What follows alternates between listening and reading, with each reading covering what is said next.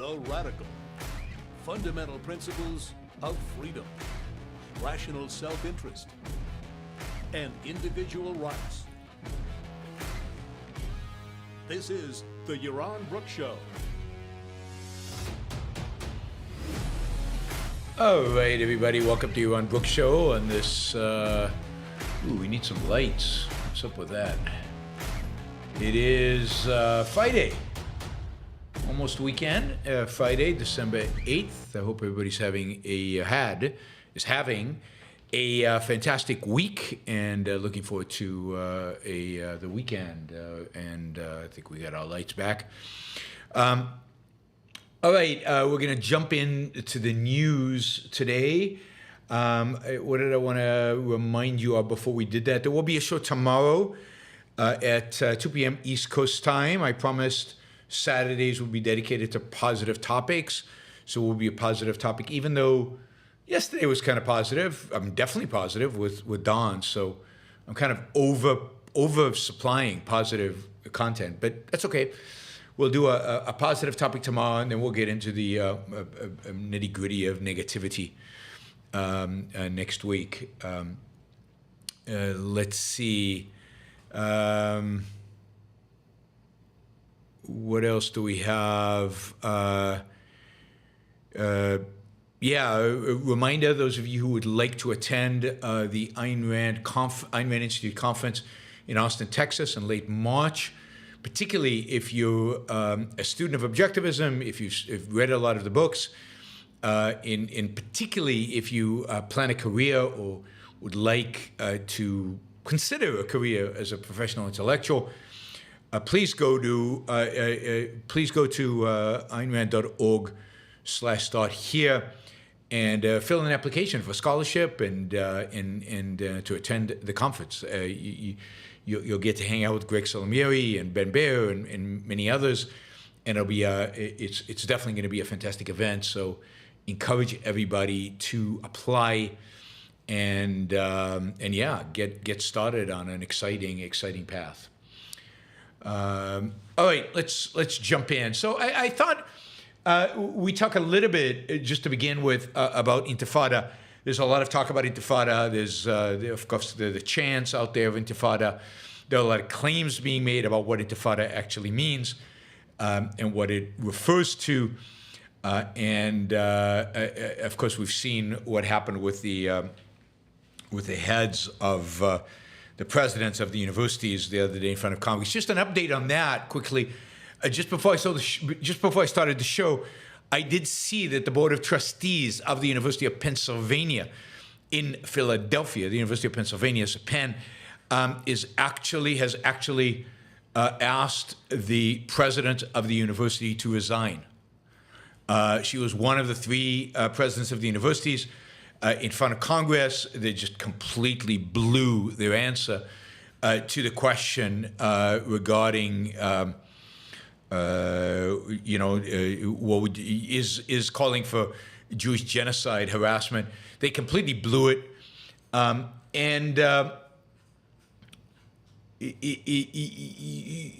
all three should resign just because of how pathetic the response was. But more than that, they really should resign because of how pathetic the way they're managing the campuses is, the pathetic state of our universities. Of course, having them resign will not change much. The real rot at our universities is not primarily in the president's office.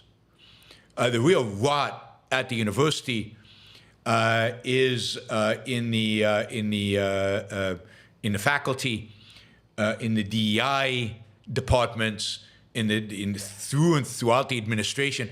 I don't think there's any chance that replacing the president at any one of these universities will change anything significantly. I also think, this is before we get to the issue of Intifada, we'll get to that in a minute.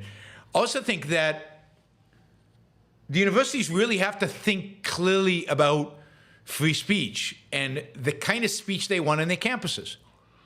They are not, as private universities, the three were private universities, they're not obliged on university property to have the First Amendment as the standard for speech. They don't have to allow the Nazis or the KKK or those calling for Jewish genocide to march on their campuses. They have every right, and I would argue responsibility, not to allow certain voices on campus. I do not believe in the bizarre notion that they have of academic freedom, which suggests that a university should just sit back and allow anybody to say anything whenever they want. Now, that's true that the government cannot silence you, even if you are, arguing for something horrific. But a university is an institution of learning.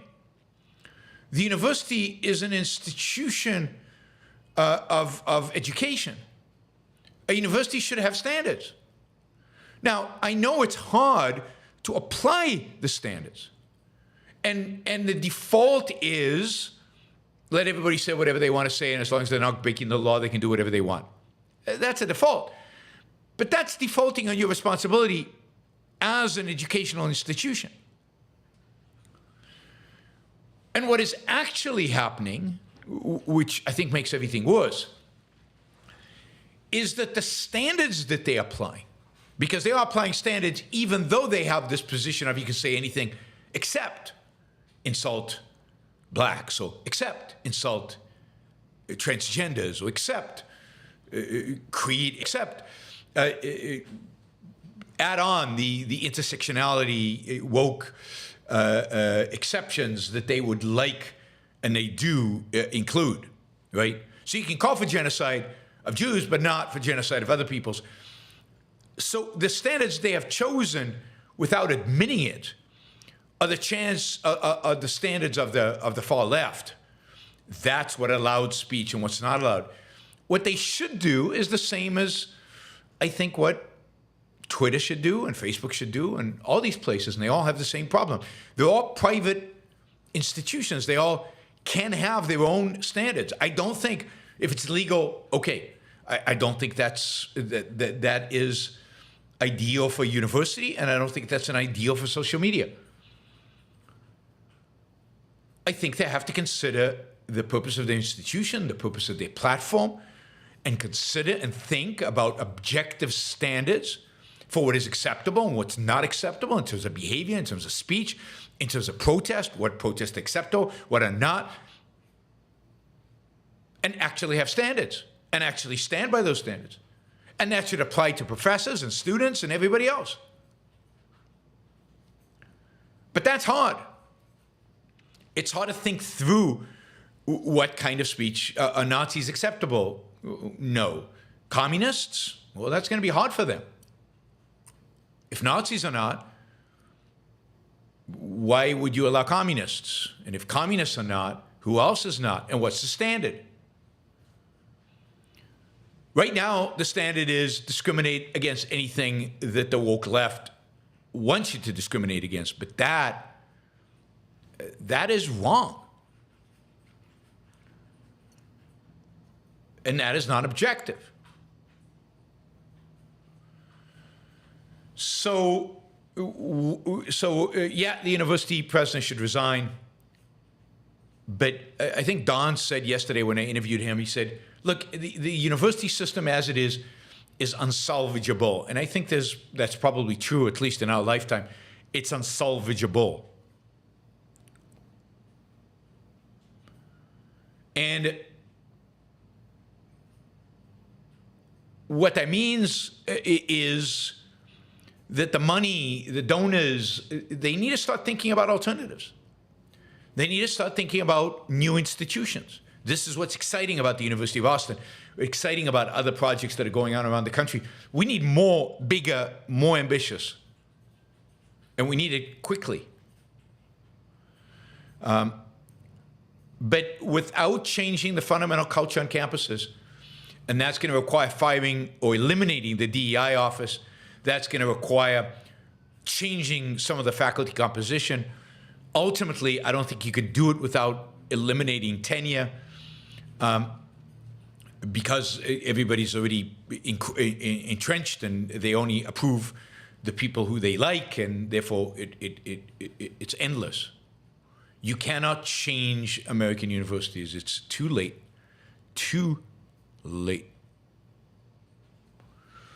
All right.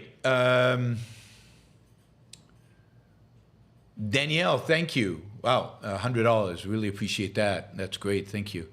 And then Robert, thank you. Mary Aline, thank you. Yeah, I know that's good. I really appreciate it. Okay, back to Intifada. So in our universities, people are marching for global Intifada, and they're marching for Intifada. And what does it actually mean? Well, Intifada is, you know, a word in Arabic. I had the meaning a minute ago. What was the actual meaning of Intifada? It's like shake things up. It's like shiver, shudder, tremor, shake off, to shake, right? Shake, get rid of, maybe even shrug, right? But that's not what they mean when they march advocating for Intifada. They mean something very specific. They're referring to an uprising, and it's come to mean uprising, revolution. They talk about globalize the Intifada or Intifada revolution. So what is Intifada referred to? Well, the Intifada refers to two events in the history of Israel-Palestinian, let me call it a war, right? The war, the conflict, whatever you want to call it. One started in December 1987, which started in Gaza and then spread to the West Bank, which was basically Palestinians going out to the streets and throwing rocks at Israelis, throwing rocks at the military. They were at the time regularly going to work in Israel, refusing to go to war. It was like, you know, we want a resolution to this. And they, you know, it all arose out of a car accident, which a number of Palestinians died. But at the core of it was frustration at what they thought was what they viewed as an occupation, and poverty and a lack of opportunity and you know, and a hatred for Israel. But it wasn't anywhere near the way it is today. And that Intifada initially, Israel used. You know, tried to crush these protests and riots, and that only made things worse. Ultimately, Israel shifted to using rubber bullets so they wouldn't kill anybody. That didn't help. You know, ultimately it was put down, but it was months and months of violence. But the violence was mainly localized in the West Bank and in Gaza, and was demonstrations and riots. That was Intifada number one. But nobody really remembers Intifada number one because Intifada number one didn't really leave a real mark. What people, when they're talking about the Intifada, are really talking about the second Intifada.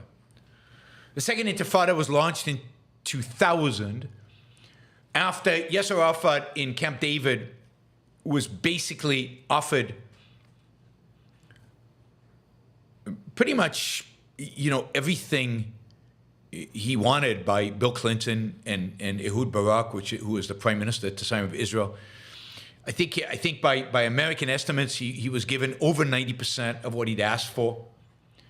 And he basically said no. This is after the Oslo agreements. Yasser Arafat was in the West Bank. And he went back to the West Bank and basically launched the Intifada, the second Intifada. But this Intifada was very different. This Intifada was not demonstrations and riots and throwing rocks. This Intifada was a massive surge of terrorist attacks targeted at civilians in Israel. This is a time where there were very little restrictions on the ability of Palestinians to move around Israel, to enter Israel, to exit Israel. And this is a period of about 3 years in which, almost on a weekly basis, buses were blown up. Restaurants were blown up.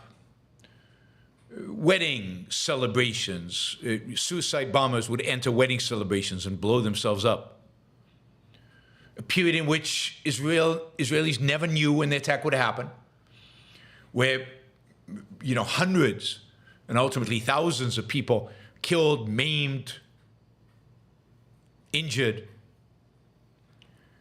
And it could happen anyway, at any time, which increased kind of the randomness, the scariness of it, the terror of the situation.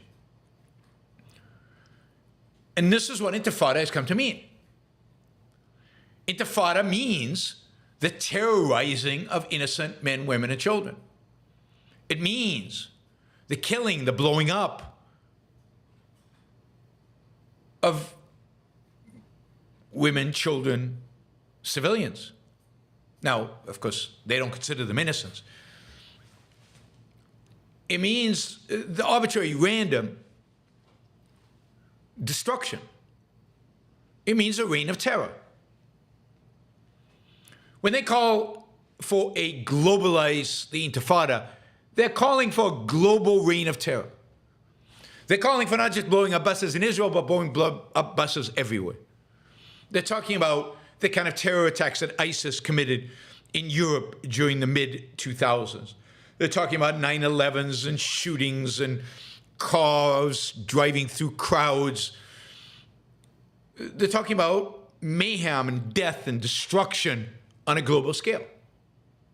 When they talk about Intifada revolution, they're talking about the rising up of, I don't know whom, but everywhere. The killing, the slaughter, the maiming, the destruction of civilians everywhere.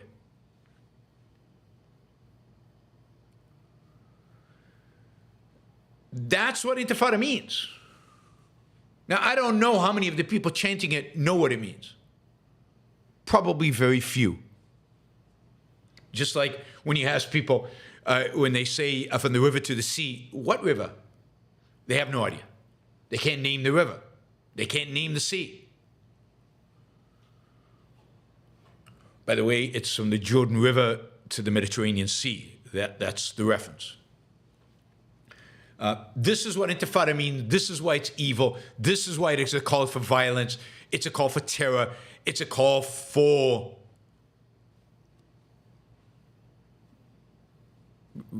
revolution. Should universities just allow anybody to call for any kind of revolution whenever they want? Certainly, if somebody wants to write an op-ed in the New York, if somebody wants to write an op-ed in the New York Times calling for Intifada, if they are serious, if they are actually putting together the mechanisms by which an Intifada would be launched, wouldn't that be inciting for violence? Wouldn't that be a violation of the First Amendment? Wouldn't that be not free speech, but actual violence? Granted, if you're just a kid and you're just shouting Intifada, Intifada, you don't know what you're doing, you're not putting it, this is the context that those presidents were talking about, you're not putting the mechanisms in place to actually have a revolution. All right, maybe you have the legal free speech to do that, right to do that. But should you be allowed to do it on a campus? Any more than should you be allowed to call for the re-enslavement of blacks on campus? I don't think so. I mean, there are just certain things that are uncivilized, that an educational institution in the name of educating should not tolerate. We should not be tolerant of all views. In educational institutions, there are certain views that should be beyond the pale. And you know what? Institutions can compete. Not all institutions can have the same exact standards, just like not all social media should have exactly the same standards. And let's see what happens. Let's see what facilitates good education. Let's see what encourages students to come. Let's see what encourages parents to send their kids to. Yeah, one of Freeman says enlightened institutions. That's what enlightened institutions are. Enlightened doesn't mean, you want to call for the killing of Jews? Fine. You want to call the killing of homosexuals? Fine. No problem. Go ahead. You want to burn crosses in the school thing? Oh, that's fine. It's free speech, after all. No. There have to be standards. They should be objective. They should be clear. Professors, students should know what's acceptable and what's not. They shouldn't be, and they should be, I'll put it this way, they should be based on an objective standard of what is and what is not within the scope of reasonable. But yeah, I mean, the challenge there, of course, is what people consider reasonable today is complete nuttiness. But this is why in private institutions, it's okay. They get it wrong. They can fix it. They can change it. No doubt that Facebook and Twitter all get it wrong, but the world does not end because they got it wrong. All right.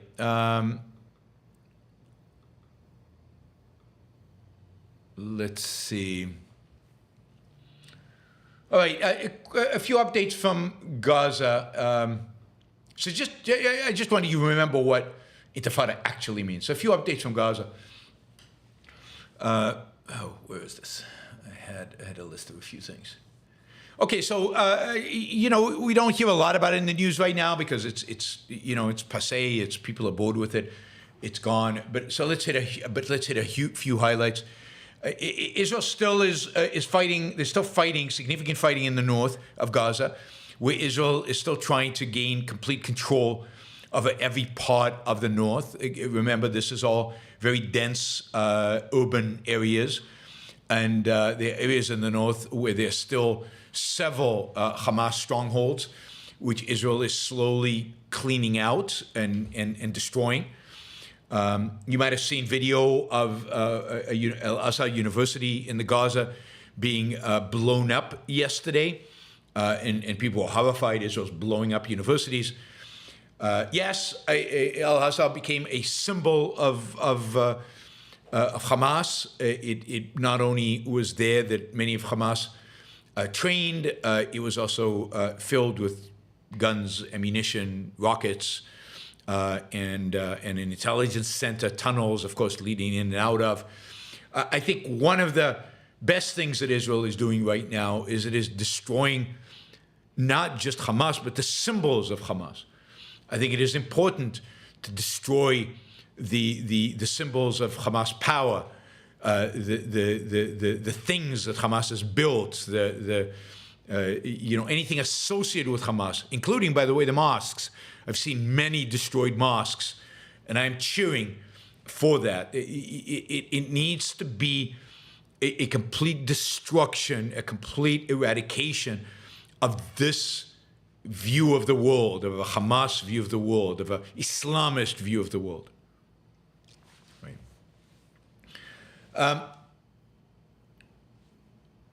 So there's still fighting. So there's still fighting going on in the north, and they keep popping up. They keep more and more resistance. And indeed, as I said the other day, this week has seen some of the heaviest resistance we've seen since the beginning. In the south, Khan Yunis is the main town in which Israel is operating right now. In the south, you have a heavy concentration of Hamas in Khan Yunis. Israel has now surrounded Khan Yunis completely. Troops have entered into the center of Khan Yunis, and they are hunting down the Hamas. Yesterday, we saw video, primarily from the north, but also from the south, of dozens of Hamas members surrendering or having been captured. And a lot of the news media is freaking out because the pictures show dozens and dozens of men, basically down to their underwear, in long lines. There's even a picture of them on the sand just outside the city, seated with Israeli soldiers standing above them. And the caption is, something about they're about to be assassinated, about to be killed and put into a mass grave by the Israelis, which is complete lie and complete made up. But it's the kind of stuff you see on Twitter and the kind of lies that are being circulated by the West and by Hamas and by their sympathizers. Anyway, you saw long lines of basically semi-naked men. What was interesting is all these men were military age. They were all 20s, 30s, 40s maybe. There were no women. There were no children. There were no babies. There were no elderly. And yet people were making comparison between Israel taking, quote, hostages and Hamas taking hostages, which is, again, disgusting and despicable. The people are doing this and that they get away with it. Not that they get away with it in terms of being silenced, but they get away with it in terms of people not standing up to them. So what does the Geneva Convention say about prisoners of war? Now, I am not a big advocate of the Geneva Convention, but that's a standard that people use. Right? So according to the Geneva Convention, prisoners of war may include the following: members of armed forces, volunteer militia, including resistant movements, civilians accompanying the armed forces. All of these men are likely members of Hamas, affiliates of Hamas or Islamic Jihad, or people who are helping them out. When prisoner surrenders, I'm quoting again from John Spencer, who did a whole thing about this, about the Geneva. When prisoner surrenders, some surrender or are captured, they're immediately searched. Many militaries have internal processes. In the United States military, it's just to search, silence, segregate, speed to the rear for processing and safeguard. In Israel and Gaza, combatants often have weapons and explosives, suicide vests and such. So the tactic of the IDF has been for a long time when dealing with them is to have prisoners remove their clothing down to their underwear from a distance to ensure that they're not a threat to their captors or other prisoners. Once searched, prisoners of war are rushed to safe areas, safeguarded for processing, for intelligence and detainment. This includes collecting individual information, so prisoners' information can be submitted to the Red Cross and other institutions, but also so that intelligence can start screening them and interrogating them. All these stripped down prisoners were all put on trucks and shipped off to prisons in Israel. They've had to expand the prisons and open up some new ones in order to facilitate all the captured Hamas. They will go through interrogation by Israeli Internal Security, Shin Bet, and by military intelligence to gain any kind of intelligence about where the leaders of Hamas are, where the tunnels are, where centers of command and control are. All of that stuff is going to be part of what they're going to be interrogated about. As I said, partial disrobing is standard practice in the Israeli military because of their experience with suicide bombers. Don't want to be stripped down when you're captured. Don't encourage a culture of suicide bombers. So Israel's making real progress. Again, it is being super cautious, partially because of its own just war theory indoctrination, and partially because of the Israeli government's capitulation to the U.S. government's pressure, which I think is absolutely wrong. The Israelis should be ignoring the Americans. They should stand up to Biden. They should do so proudly and vocally and constantly and in a clever PR way. They should not let the Americans slow them down. They should not let the Americans tell them how to fight a war. They should not let the Americans dictate to them. I mean, one of the things that has happened, I was reading about it this morning, there's now indications that the Biden administration has told the Netanyahu government that they expect the war to be over by the end of the year. In other words, they're on a clock. They have 3 weeks. Now, what do you think this does? This basically inspires Hamas. It basically tells Hamas, if we can just hide, if we can just manipulate the battlefield in a way that our leaders do not get captured, and we can sustain ourselves somehow, some way for 3 weeks, whew, we are safe. This is horrific. Israel should repeat clearly and unequivocally that it will not accept a timeline for Biden or anybody else. It will do whatever it deems necessary to defend itself. This war will last as long as necessary. Israel will bomb whatever is necessary. It doesn't accept the UN's authority. It doesn't accept the United States' authority over it.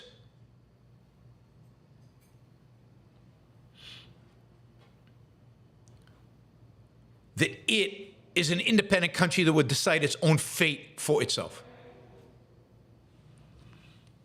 Of course, Biden is not the first American president to put such pressure on Israel.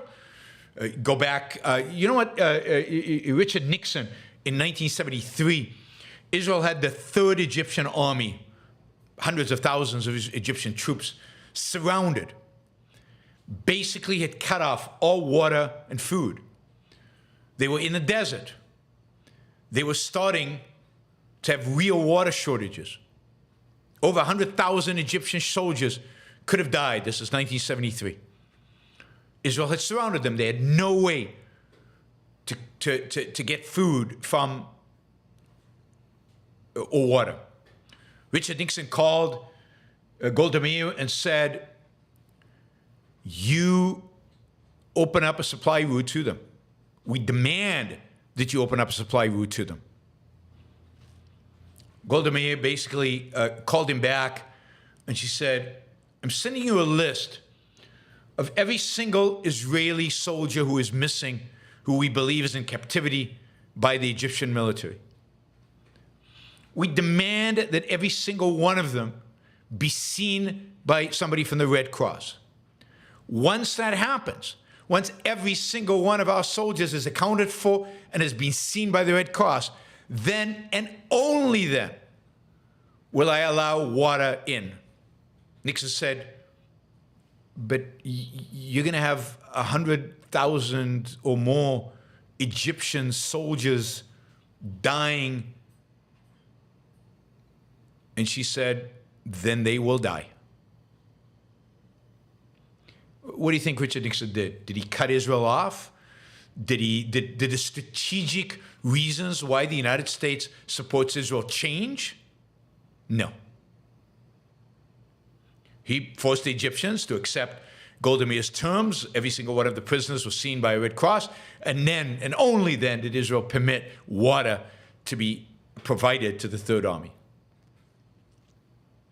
Unfortunately, that's, I think, the last time an Israeli prime minister has actually stood up to an American when Ronald told the Israelis not to kill Yasser Arafat and to allow 6,000 Palestinian terrorists out of Beirut on safe passage on a ship to Tunisia.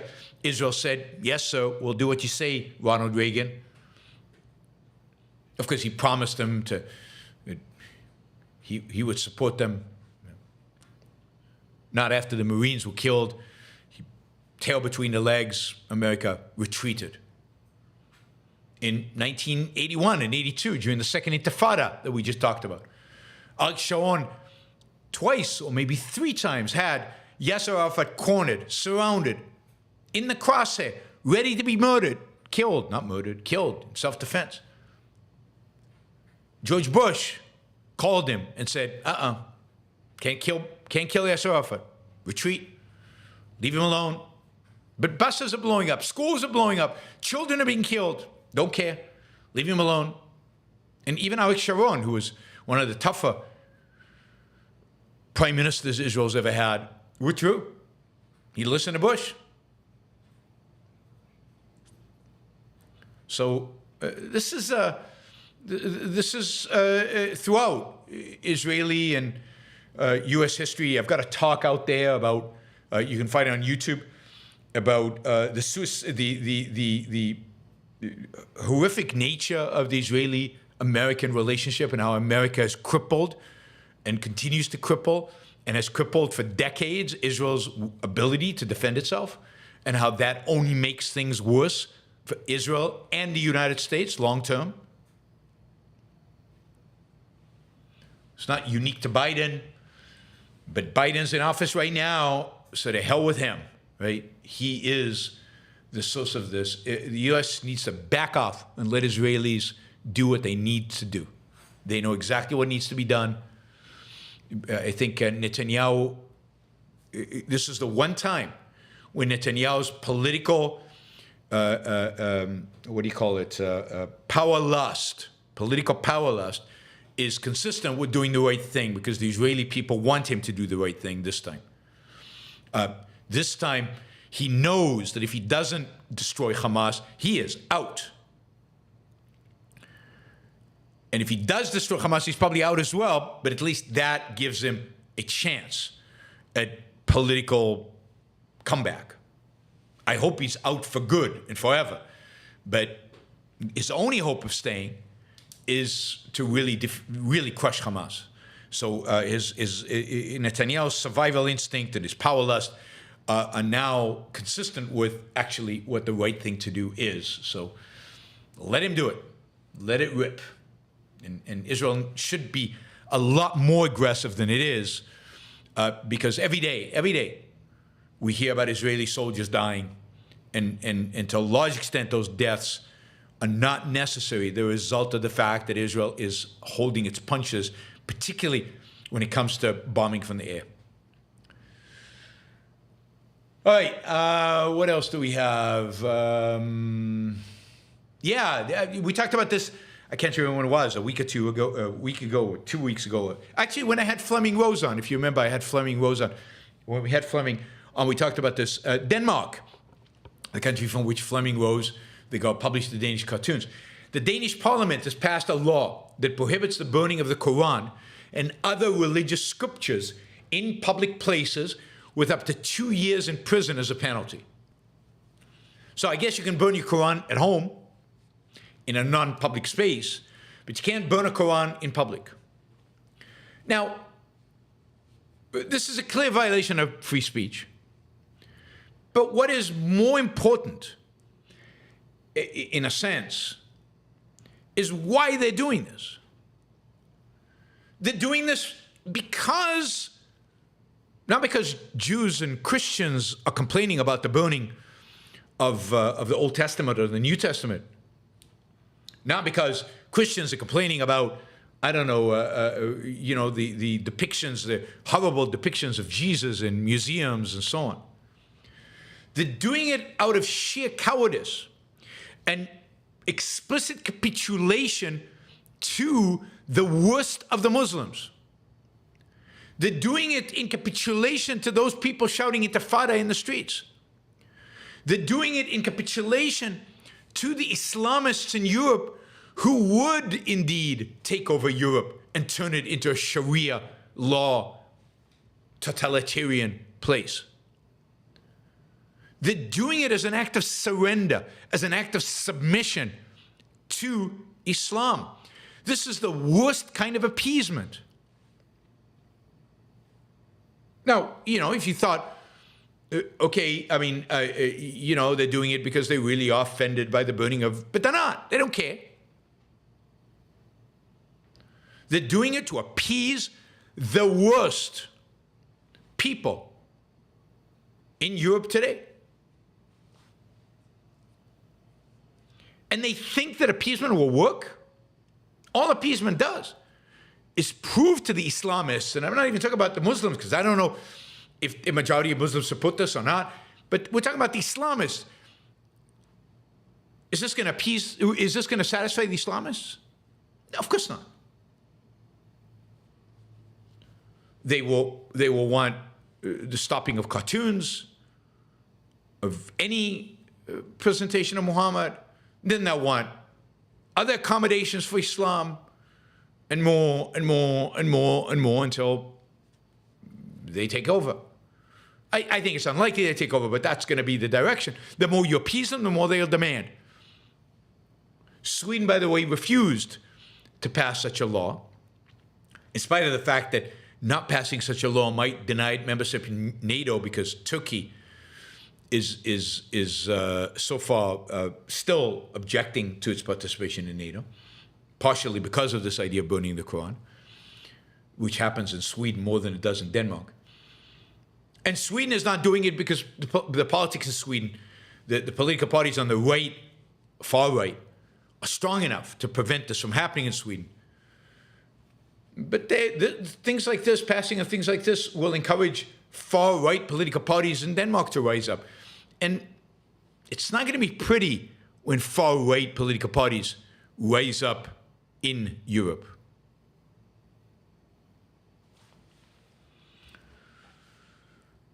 All right, so that is the Quran. Okay, away from from Islam. I want to read you this tweet. This is good. I like this tweet. This is by an Arab, Luay Ahmed. He writes, as someone who fled the Middle East 10 years ago, I came to Europe in hopes of a secular rule of law that protects my right to freedom of speech and freedom from religion. These are the kind of Muslims we want. But I was mistaken. The Islamists who I fled from are thriving in the West and are manipulating democracy and the naivete of Westerners to advance their insidious agenda. Today, Denmark bans the burning of the Quran to appease them. In a few years, it will be banned to appease them. In a few years later, criticism of Islam will be banned. Once you give them a finger, they will take the whole hand. That's what they did in most countries. They've wielded political power. Now they enjoy 57 Muslim countries where criticism of Islam leads to imprisonment or a death sentence. Why should the West change its laws to cater to Islam? It's literally insane. I cannot believe it's happening. I mean, that's courage. That's courage. And that's the kind of people we need. This is why I'm against kind of blanket bans. We want to allow safe passage to people like this to the West and keep the Islamists where they are. All right. The situation in Venezuela and Guyana is only getting worse. Venezuela basically is now announcing that it is ready to annex 2/3 of Guyana's territory that since 1899, for over 100 years, Venezuela has claimed as its own. There have been two treaties, one in 1899 and one in 1960s, that have basically granted this to Guyana. But Venezuela rejects that, and it had this referendum, which Maduro claims by a huge number of people participate, and an overwhelming majority, 95%, want him to, I mean, this is 95%. Anytime you get an election with 95%, you know it's rigged, right? That he is going to take Guyana. Now, we know why this is happening. It's happening for two reasons. One, Maduro needs to distract his people from the horrific state of Venezuela. He needs patriotism. He needs to rally them around a flag in order to save his kleptocratic, disastrous socialist regime. That's one. And second, Guyana just announced that there are vast deposits of oil and gas in Guyana and offshore. ExxonMobil is actually developing some of those finds offshore. Venezuela has told the ExxonMobil to leave, that it is now Venezuela going to be Venezuelan territory, and the Venezuela Oil Company will explore. As a response to that, the United States has announced that it will be involved in military drills with Guyana, and that it reaffirmed its military alliance or some kind of protective protection that it is guaranteed Guyana at some point. Guyana itself has said that it is preparing to defend itself and its borders In case of a Venezuelan invasion, as I told you, Brazil has its military force, its army on high alert. I don't know what's going to happen here. I don't know if the United States is going to get involved. I don't know if Maduro actually wants to go to war. I wouldn't be surprised, by the way, if Maduro's allies, the Russians and the Iranians, are putting him up to this as a way of distracting the United States away from the Middle East and away from Ukraine. I wouldn't be surprised at all. This would be quite something for the Biden administration to manage another war, and this time in the Western Hemisphere, in our kind of backyard. But, you know, here we go. It's going to be interesting to see what happens. And it's going to be interesting to see whether the United States gets drawn in, and you know, if the U.S. has some kind of defense alliance with Guyana, I guess it will have to, and what that will actually mean. I don't know what kind of forces Venezuela has. They're supported by Cuba, Iran, and Russia. Talk about an axis of evil, right? Yeah, Venezuela has a military that is weak, but is wealthy, because the military over the last 15 years has basically been taken over. Whatever means of production exists in the country have been taken over by the military. It's the way in which both Chavez and Maduro's have been able to keep the military on their side as the country has fallen apart. They've been able to keep it on their side by basically giving whatever the country has to the military. So it is a kleptocracy where the military has basically stolen. The only people fed in the country are the military. The only people who have any money are the military. So there's a military. How competent it is, how able it is, your guess is as good as mine. My guess is not very. All right, finally, Hunter Biden is, again, in a lot of trouble. Second indictment. He was indicted for gun charges. Now he's indicted for tax fraud. Willful failing to pay his taxes for 2016, 2017, 2018, and 2019. This is willful. And 2 counts of failing to file a tax return for 2017 and 2018. All in violation of, tax law. So he has, where was this? Oh, I tried to mark it up. Anyway, this, if you remember, there was a plea deal, and then the plea deal was rescinded. And after the plea deal was rescinded, now there's an independent prosecutor. It does appear that the independent prosecutor is independent and is really going after Biden. Not only did the indictment include all the details about the fraud he committed vis-a-vis the IRS and taxes, but it also indicated the kind of expenses he had written off as part of his filing of taxes. Money itemized, here I'm reading from Wall Street Journal article, itemized how Hunter Biden allegedly spent money, including about $680,000 on various women over the course of 4 years. I mean, that's a lot of prostitutes. 680, well, maybe 1,000 an hour. I don't know. There's a high end. So 680 prostitutes over 4, maybe it's not that much. I don't know. $680,000 over 4 years. And $190,000 on adult entertainment. Prosecutors listed a number of personal items they say Hunter Biden inappropriately claimed as business expenses on his taxes, including rent payments for his daughter's New York apartment and $30,000 for a daughter's law school tuition. He also claimed as a business expense payments for exotic dances, strip clubs, pornography, and $10,000 of a sex club membership. Must be some sex club where you pay $10,000 a membership fee. Wow. Now, a lot of the money that came in to the various entities on which he did not pay taxes came in from Ukraine, China, and one other country which I have forgotten. Anyway, this is, next year is going to be fun, right? So we're going to have the trials of Biden, and all the seedy stuff about Hunter is going to come out, but also I'm sure a bunch of stuff will come out about his relationship with his dad and whether whether his dad got money.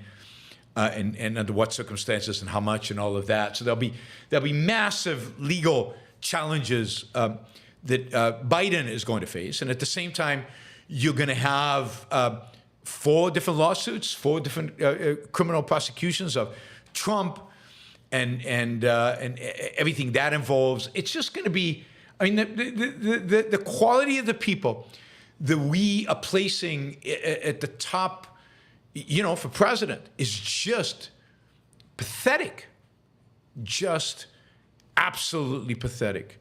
And that the Democrats are rallying around Biden and that the Republicans are rallying around Trump. I mean, it says everything about the real state of this country, which is not good, to say the least, not good. All right. Let's see.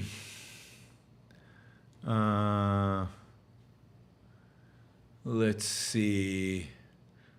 I guess people are speculating about how I know how much prostitutes cost. I have no clue, but $1,000 an hour seems like a reasonable rate, right? Let's see. Yeah, we need a positive show tomorrow. All right, let's go for Super Chat. Again, thank you, Danielle Sosa, who gave $100 and got us very close to our target. We're only $20 away, so maybe one $20. Shelley gave 20. We need one more 20. Kenny, thank you. Chad, thank you. Gail, thank you. Stephen, thank you. Thanks to all the... you can do a sticker. You don't even have to ask a question. We'd be good. Apollo Zeus says $12.50 is average. It sounds like people have much more experience than I do. Okay, Reno says, why do so many people, also many good people, admire Henry Kissinger? Good people. I mean, I'd be curious to know which good people admire Henry Kissinger.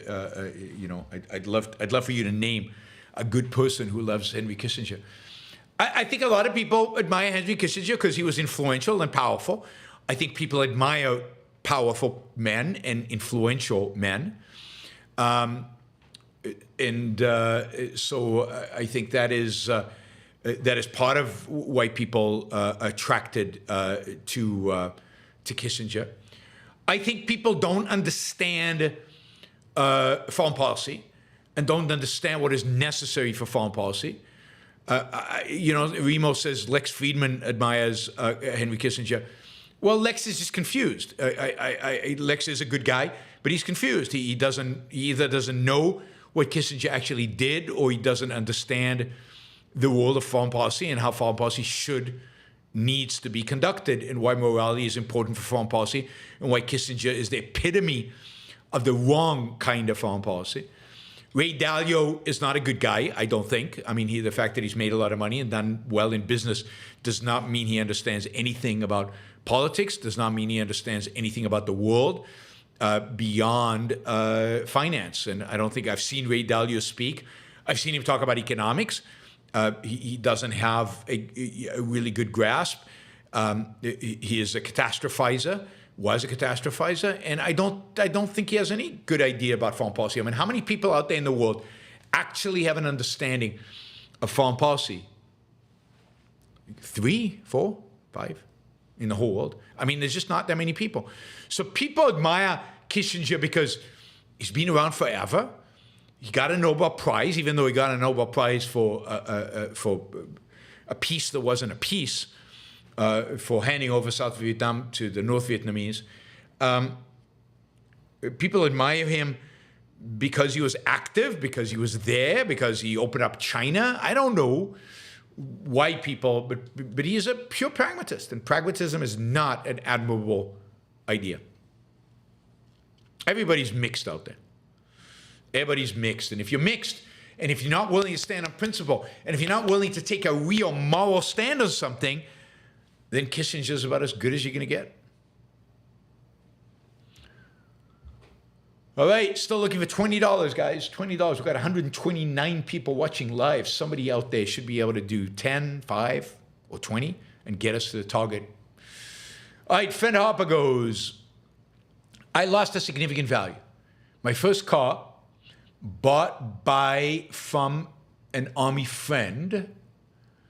Have you ever lost a significant sentimental value like that? Have you shed tears over such a loss? I don't think I've ever shed tears, but yeah, I mean, I remember selling the car, in which I brought both my sons when they were born from the hospital home. It was a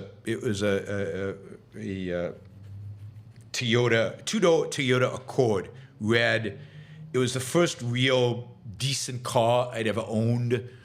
And again, both my sons were brought in from the hospital in that car.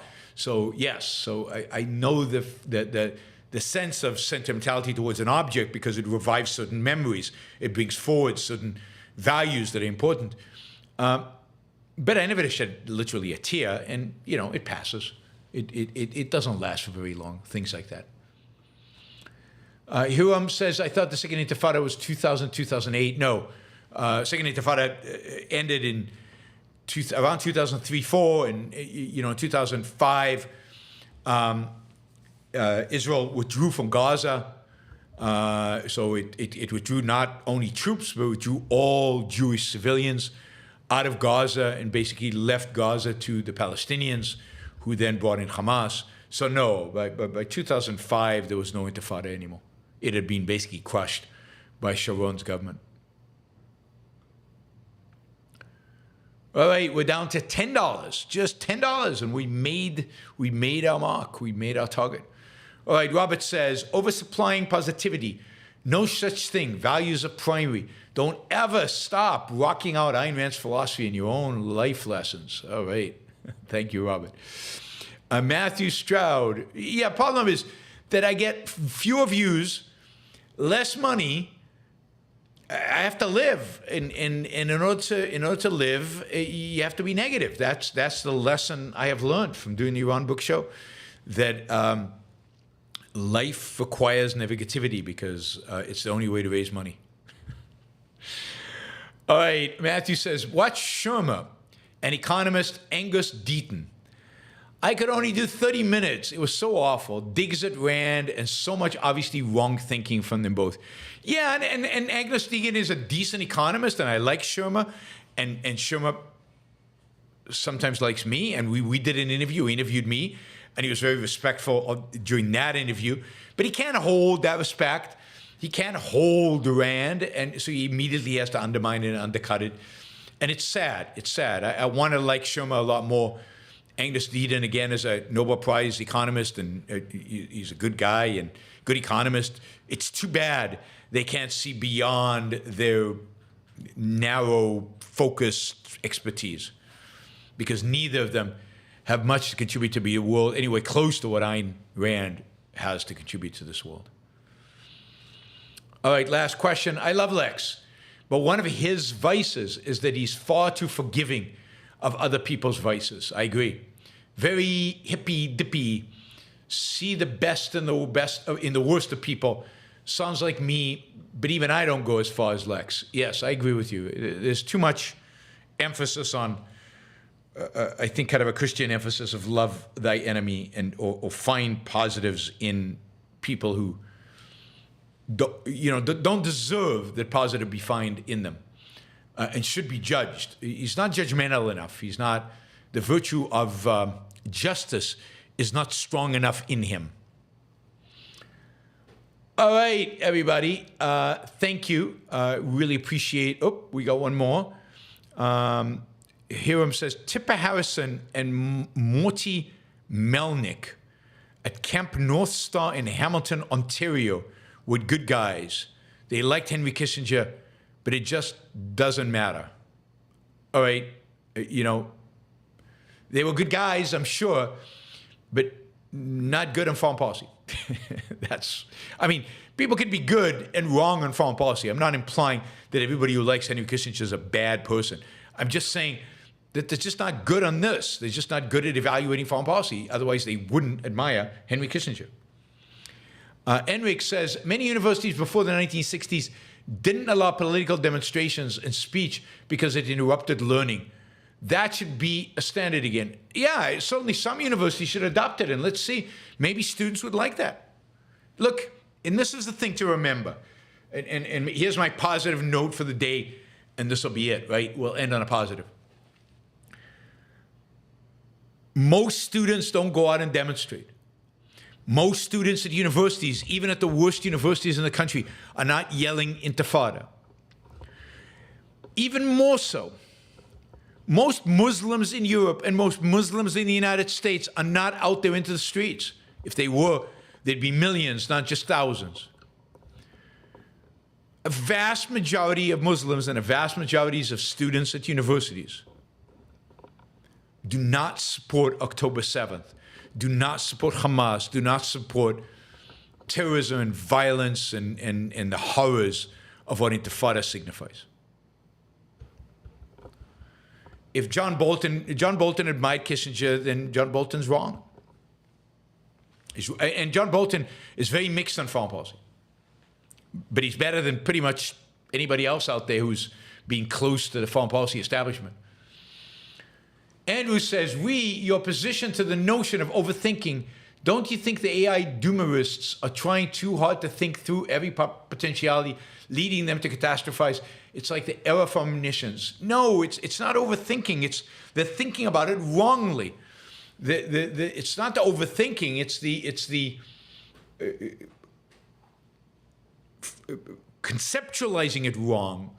Not understanding the difference between a life form and a non-life form, a conscious being and a non-conscious being, attributing to a non-conscious being the attributes of a conscious being, attributing will to something that has no will. But in terms of thinking out what AI can really do and what can really go wrong, there are things that can really go wrong, and you want to be careful. And absolutely, and that's good kind of thinking.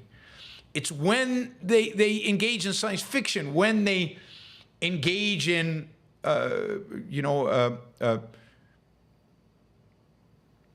false thinking, out of context thinking, that they get into trouble. When they become rationalistic about what consciousness actually requires and their knowledge of what consciousness is and what it requires.